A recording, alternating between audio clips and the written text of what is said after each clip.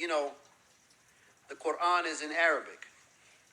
And again, like we said in the previous video, people will assume, not all, but many will assume that this is somehow um, elevating the Arab people above all other people. There's a saying, there's a wise saying, I forget where it comes from, but it says knowledge or wisdom came into the world uh, by the hands of the Chinese.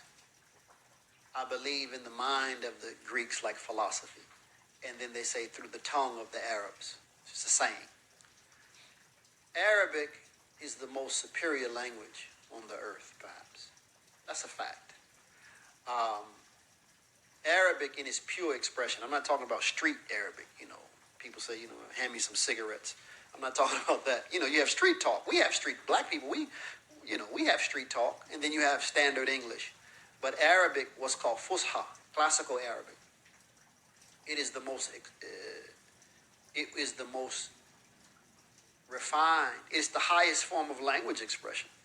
Allah, He says in the Quran, "Inna anzalnahu Qur'anan Arabiyyan la'allakum ta'qilun." Surely we have revealed it, a Quran in Arabic, or a recitation, or reading in Arabic, so that you use your intellect, so that you use your brain.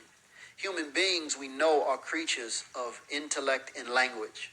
Language is the means by which we sort of capture and convey thoughts, concepts. We're language-speaking creatures.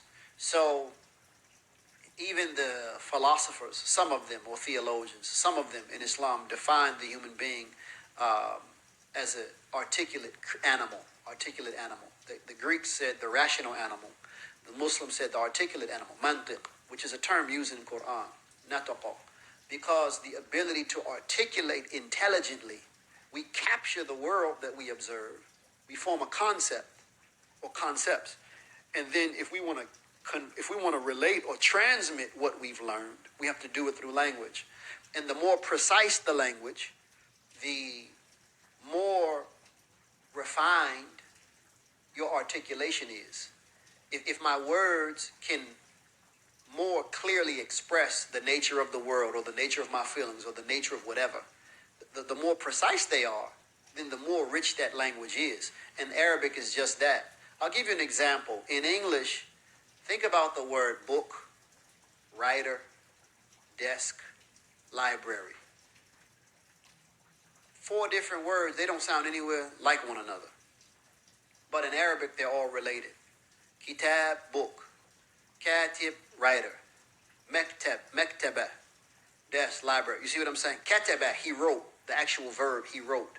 So this kataba is really what they call the triliteral root word. It's a verb. He wrote. And everything stems from that. That's one school of thought. There's another position that everything comes from, like what we would call a verbal noun. But that's a refined structure, because it's sort of like I think of it like mathematical formula. If you just plug it in, there's meanings there. And this is, darasa, he studied. Madrasa, a school. Mudarris, a teacher. And so there's this root word, and then there's these patterns, and you plug in that root in the pattern, and you get the meaning. And then there's a science, a part of what I just explained. It's a part of this science called ishtiqaq. It means to I guess morphology would be a word. That, the study of how words morph, change. So you take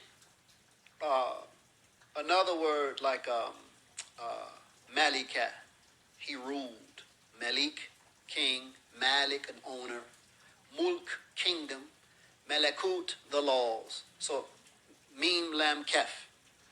MLK, like in our language. But you can switch the actual letters around, or the letters can be switched around. So Malika can become Kamila, or it can become Kalima. You see? And there's even when the letters are switched, there'll be something because they share the same root words that ties all of these terms together. And this is not just true in common Arabic. Remember, when the Quran comes, Allah uses the language now. And that's very important. We have to make that distinction. So the Quranic Arabic is even higher than Arabic language on its own. But this science of ishtiqaq, it will even be used in the Quran. So I'll give you an example. Like Jesus Christ is called the Kalima. The Day of Judgment. Now remember, in the New Testament, he's supposed to return as the King of Kings, Lord of Lords. The Day of Judgment, the first expression, if we read the Quran, is called Maliki. Allah says, Maliki Yawmiddin. He is the ruler. Or if we're reciting like Warish, it's Maliki, the king or ruler. And then he says of the religion Al-Islam, Akmaltu, I've completed and I've perfected. So Jesus Christ as Kalima, the word, God as the ruler or the king, and religion of Al-Islam are perfected. Theologically, all of these terms are connected to one another. That's another recording, obviously. But that's the nature of the language. Even when you look at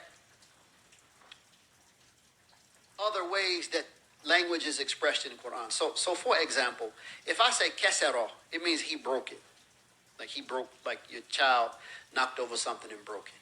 But if I say kesera, from the same, kesera, he broke it. Kesera, it's more intense now. It's like he smashed it into pieces, or he broke it into pieces. And it's interesting, like, parents actually do that.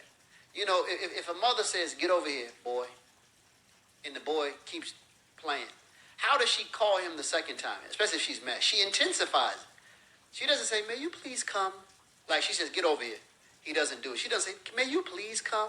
Not the old school mother. She said, get over here now. She intensifies her expression. So, kesera, you say, oh, he broke it. Kesera, it intensifies it.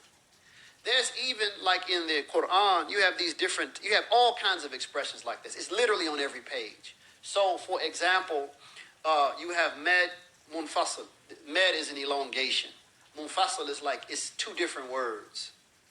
And the next word has a hamza preceding. So you have this elongation.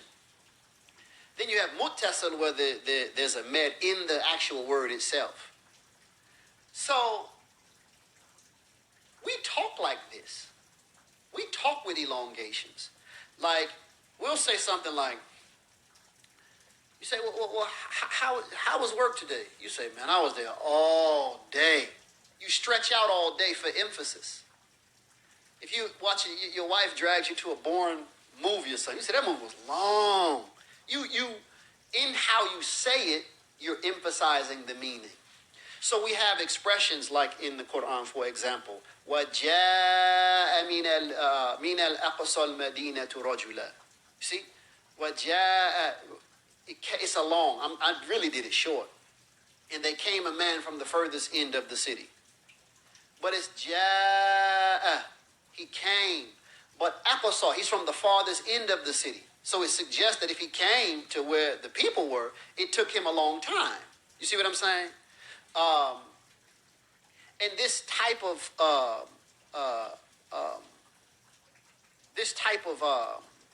nature, this kind of nature that the language has. And there's so many examples.